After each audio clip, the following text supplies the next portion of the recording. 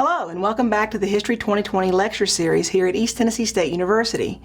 In the lecture today, I want to talk to you about American foreign policy during the early 20th century leading up to the First World War. Specifically, we'll look at how the United States began to define its world role in the early years of the 20th century. We'll also consider how commercial interests abroad helped to shape foreign policy during the Roosevelt, Taft, and Wilson administrations. We'll also discuss how ill feelings developed between the United States and Latin American countries due to U.S. foreign policy. Finally, we'll examine the idealistic diplomacy of Woodrow Wilson and how this led the United States to intervention in Mexico. Throughout much of the 19th century, many Americans expressed what could be described as almost a lethargic attitude toward foreign policy. There were many more pressing issues at home to keep their attention, such as industrialization, Western settlement, and domestic policies. Indeed, most Americans were simply not interested in foreign affairs.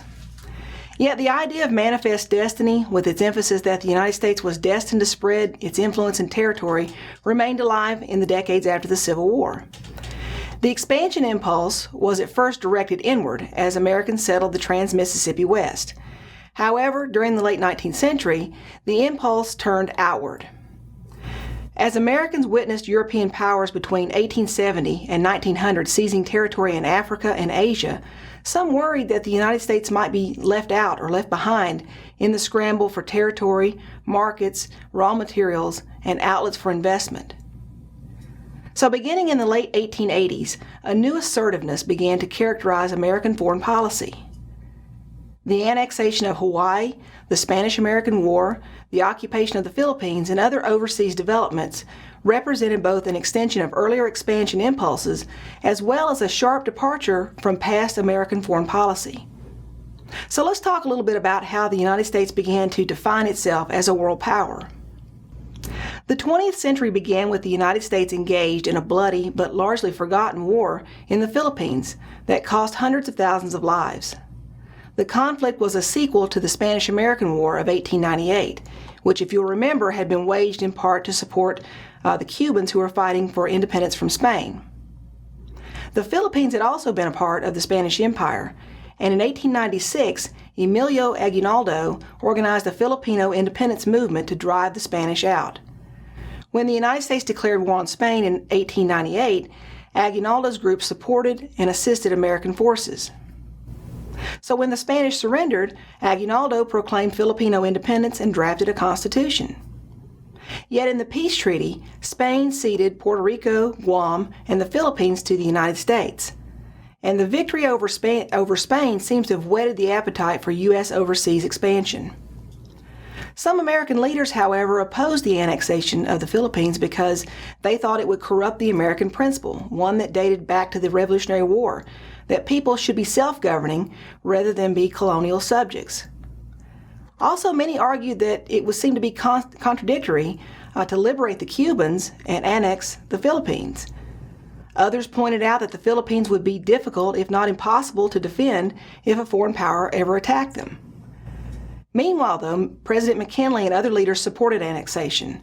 For U.S. businesses, the Philippines in particular offered a stepping stone into Chinese markets. So, despite the fact that the Filipinos had declared their independence and had drafted a constitution, President McKinley reasoned that they were not ready for self-government and explained that it was America's job to, quote, educate the Filipinos and to uplift and civilize and Christianize them. However, as a part of the Spanish Empire for many years, most Filipinos were already of the Catholic faith, a fact that McKinley either didn't know or perhaps just ignored. Feeling as if they'd been betrayed, Aguinaldo ordered his forces to attack the U.S. base of operations in Manila. It appeared this so-called uplifting of the Filipinos was going to require a struggle for the United States. The Philippine-American War, fought from February 1899 to July 1902, claimed nearly 250,000 lives, both military and civilian. And it helped establish the United States as a power in the Pacific. To help govern the Philippines, Congress passed legislation in 1902 that vested authority in a governor general to be appointed by the president. The act also provided for an elected Filipino assembly and promised eventual self-government. That independence finally came in 1946 for the Philippines. While the Philippine War was being waged, American leaders turned their attention to China. The aim here was not so much territorial as it was commercial. During the 1890s, the United States was not the only nation to emerge as a world power. Japan was also making their presence felt in the world as well.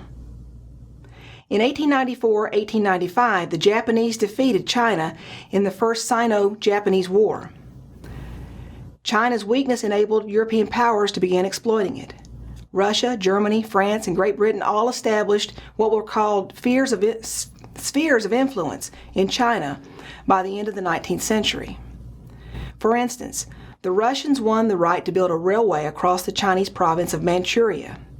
Germany secured a long-term lease on Chinese seaports, as well as mining and railway rights. The British and the French also carved out commercial holdings as well. The British, on two occasions in 1898 and 1899, approached the United States government to join them in preserving the territorial integrity of China against further imperialist actions. The U.S. Senate, however, rejected this invitation both times because they believed it risked an entangling alliance in a region where the United States had no strategic investment. Nevertheless, this changed with the acquisition of the Philippines. But instead of acting jointly with Great Britain, the United States decided it would act alone. So what came to be known as the open door policy was outlined by a request made by U.S. Secretary of State John Hay. Hay had asked the major European powers to assure American trading rights in China by opening the ports in their spheres of influence to all countries on an equal basis. As it turned out, only the British accepted Hay's principles. But while the other European powers did not formally accept Hay's request, they didn't say no either. So Hay simply announced that all major powers in China had accepted the policy. The policy itself had very little legal standing. For instance, when the Japanese became concerned about the Russian presence in Manchuria, they inquired how the United States intended to enforce the policy. Hay responded to the effect that at this time the United States was not really prepared to enforce the policy. So as Hay pursued the U.S. commercial interest in China, a crisis emerged. In 1900, a group of Chinese nationalists known as Fists of Righteous Harmony, called Boxers by Western journalists, rebelled against the foreign encroachment on China. The Boxers killed thousands of foreigners as well as Chinese Christians and laid siege to foreign embassies in the Chinese capital of Peking, which we now call Beijing. The United States contributed 2,500 soldiers to an international army made up of British, German, Russian, and Japanese troops, and they marched on Peking, dispersed, and defeated the Boxers in this rebellion. In the meantime, though, Secretary Hay had become fearful that the intervention might become an excuse to dismember China altogether. So he took this opportunity to sort of refine the open door policy. The U.S., he stated in a letter written July 3, 1900, sought a solution that would, quote, preserve Chinese territorial and administrative integrity, as well as ensure equal and impartial trade with all parts of the Chinese empire. While the open door policy was rooted in the desire of American business to exploit Chinese markets, it also hit on the deep-seated sympathies of those who imposed imperialism, especially as the policy pledged to protect China's territorial integrity. So let's take a closer look at the foreign policies of Theodore Roosevelt. Probably more than any other American of his time, Theodore Roosevelt transformed the role of the United States in world affairs. At 42, he was the youngest man ever to reach the White House, and with his seemingly boundless energy, he became the first truly activist president. Since he considered the presidency his so-called bully pulpit, his forceful speeches reminded Americans of righteousness, honesty, and civic duty. Roosevelt was particularly forceful when it came to foreign affairs. The country had emerged from the Spanish-American War in 1898 as a world power with new responsibilities.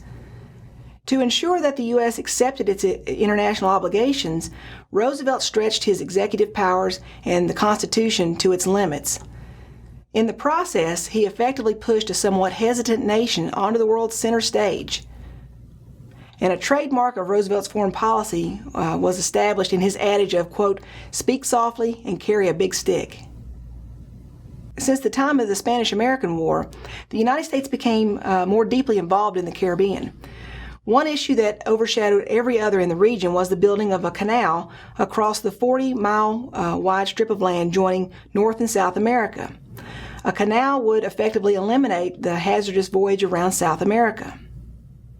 In 1879, a French company secured permission from Colombia to build this canal across Panama, which was part of Colombia at the time.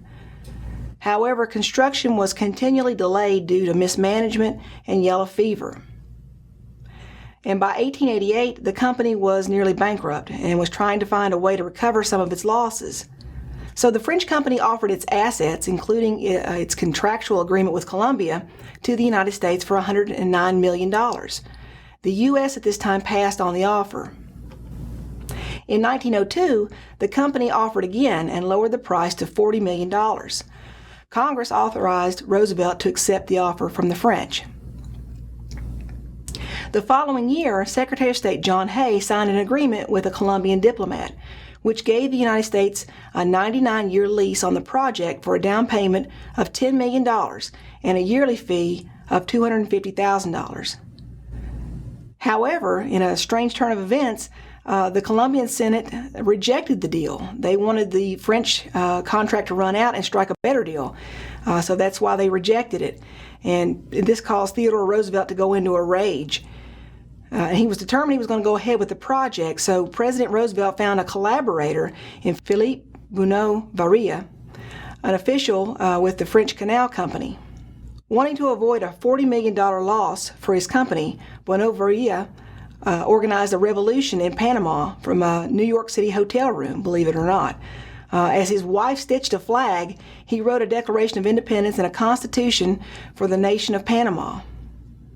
When the so-called revolution occurred, as scheduled on November 3, 1903, a U.S. warship conveniently hovered offshore. After proclaiming Panama's independence, Varilla appointed himself ambassador to the United States. And John Hay, Secretary of State, quickly recognized Panama's independence and signed a treaty granting the United States a 10-mile wide strip of land across Panama on the same terms rejected earlier by Colombia. Roosevelt essentially summed up the entire episode by stating, quote, "I took the canal zone and let Congress debate, and while the debate goes on, the canal does also." The Panama Canal opened August 15, 1914, just 2 weeks after the outbreak of the First World War in Europe. Now, to say the least, U.S. behavior in gaining control of the Panama Canal created ill feelings throughout Latin America, a feeling that lasted for many generations. Equally annoying to the Latin Americans was the constant meddling in their affairs from the United States. Much of the interference came as a result of debts owed to foreign corporations. For instance, in 1904, a crisis over the debts of the Dominican Republic prompted Roosevelt to formulate a sweeping policy in the Caribbean. In his annual address to Congress, Roosevelt outlined what is now called the Roosevelt Corollary. It was a policy intended to be in addition to the 1823 Monroe Doctrine. The Monroe Doctrine had warned European powers against meddling in Latin America. Roosevelt took this further by stating the United States was justified in Latin American intervention when necessary to preempt involvement by outsiders. Meanwhile, in Asia, the principle of equal trading rights as set forth in the Open Door policy was tested and resulted in a war between Russia and Japan. By 1904, the Japanese had decided that the Russians were threatening their ambitions in China and in Korea. Japanese warships, as a result, attacked and defeated the Russian Navy. Also, Japan sent in ground troops to Korea to drive the Russians out. The Russians retreated back to Manchuria, and the war settled into a stalemate. Understanding that neither country would benefit from a prolonged war, Roosevelt offered to help mediate a peace agreement. A treaty was signed in September 1905 where Russia recognized Japan's predominant political, military, and economic interest in Korea, and both powers agreed to evacuate Manchuria. The Japanese show of strength against Russia, though, worried American leaders about the security of the Philippines. Roosevelt secured an agreement from the Japanese through which they stated they had no interest in occupying the Philippines.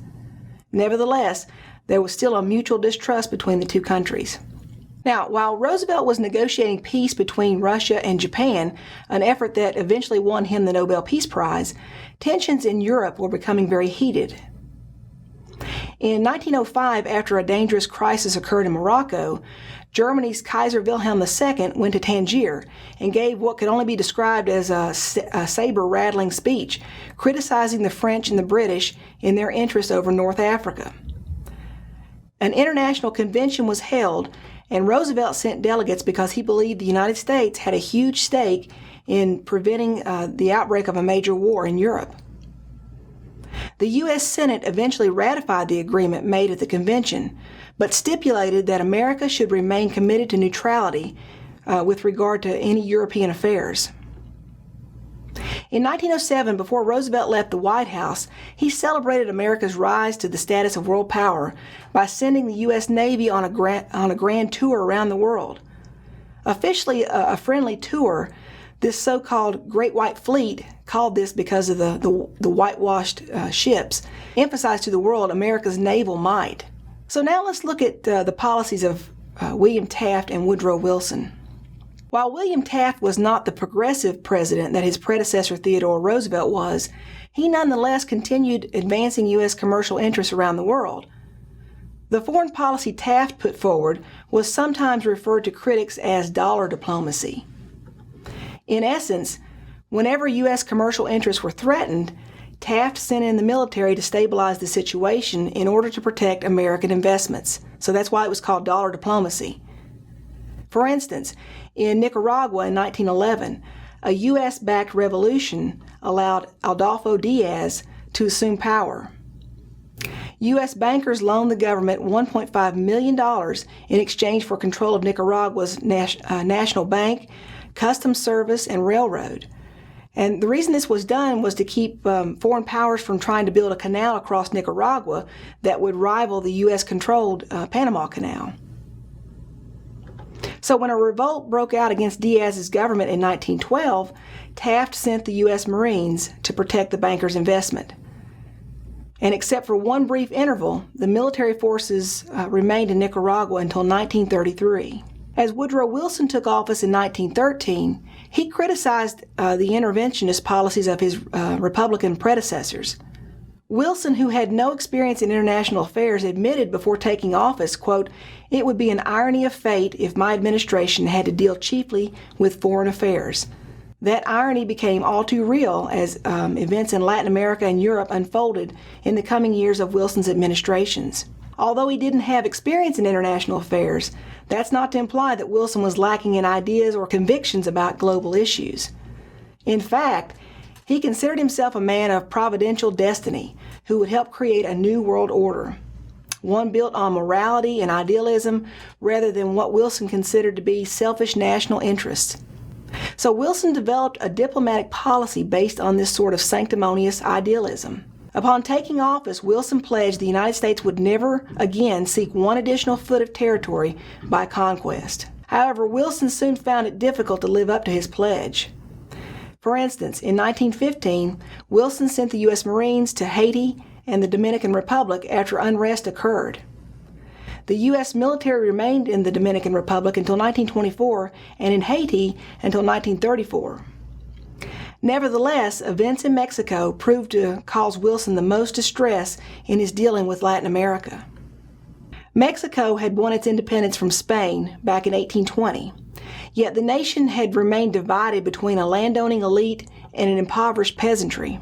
In 1911, an uprising led by Francisco Madero overturned the 30-year rule of President Porfirio Diaz. Just months after Wilson took office, Mexican troops staged a military coup resulting in the murder of Madero. General Victoriano Huerta took control of the government. In this confusion, Wilson attempted to protect U.S. investments in Mexico and provided safety to American citizens living along the U.S.-Mexican border. American investors had devoted nearly $2 billion in Mexican oil wells and other ventures. Additionally, nearly 40,000 Americans had settled in Mexico under Diaz's regime. However, Wilson refused to recognize the new Mexican government under Huerta. He instead referred to it as, quote, a government of butchers. Wilson self-righteously announced, quote, "I'm going to teach the South American republics to elect good men." The U.S. at the same time authorized arms sales to Huerta's rivals, and Wilson ordered the port of Veracruz blockaded to prevent Huerta from receiving arms shipments from Germany. In April 1914, 7,000 U.S. troops occupied Veracruz and fought against Huerta's forces. Wilson assumed that the Mexican people would view the U.S. military as liberators, but instead it brought criticism of so-called Yankee imperialism. Huerta abdicated, and a leader who was friendly to the United States was installed. American troops left Veracruz in late 1914. Nevertheless, the turmoil in Mexico continued. Fighting among various factions of the government resulted in a civil war. Francisco Pancho Villa led one of the largest revolutionary armies. Wilson vowed that he was going to stay out of the matter this time, and Pancho Villa and his men began crossing the border on raids into Texas and New Mexico in an attempt to build up Villa's reputation as an opponent of the Yankee imperialists. On one particular raid, Pancho Villa and his men rode into Columbus, New Mexico. They burned the town and they killed 17 Americans, men and women. A furious Wilson sent General John J. Pershing across the Mexican border with 11,000 U.S. soldiers. For nearly a year, U.S. troops chased Pancho Villa, but had no luck in catching him. They were then ordered home in 1917 because of a much greater and pressing issues occurring in Europe. Despite trouble and disorder in Mexico, the situation with Mexico was minor in comparison to what erupted in Europe in the summer of 1914. No one could imagine the scale of destruction and massive loss of life that would occur during the First World War. The United States tried to avoid this conflict in declaring neutrality, but as we will see in another lecture, maintaining neutrality would prove difficult, and the United States became engulfed in a world war.